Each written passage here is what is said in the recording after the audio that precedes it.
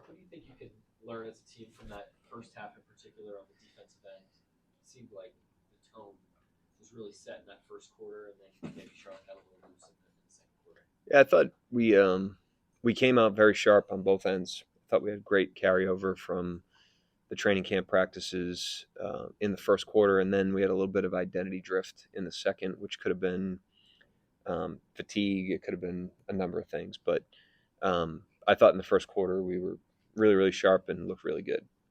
And then just how about the opportunity for the guys late to execute and play in the game that had some game pressure?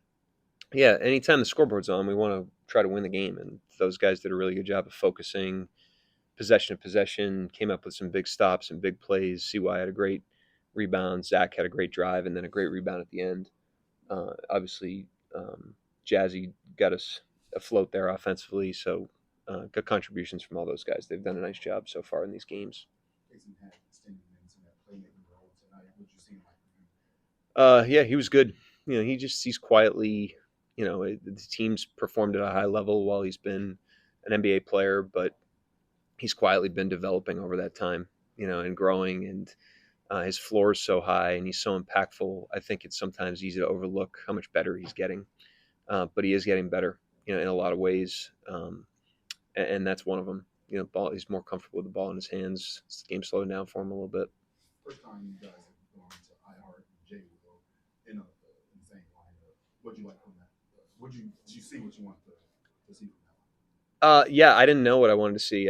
We hadn't done it before, and Jay Wills just shot it so well that it really isn't a problem offensively, and so defensively it could pose some problems if we overextended it. But there's probably some situations where it could be relevant, and it's something we've never looked at. So it was an opportunity to do that tonight, and we wanted to take a quick look at it.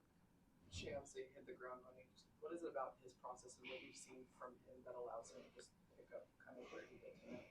He's just been, I think, lose like this, Alex, Shea, Hart, they just have been through enough off seasons now that they kind of understand the calendar, and where they need to be at certain periods of time, and they kind of ramp themselves up. They understand what they need. They're all a little bit different, and he's got a great understanding of that.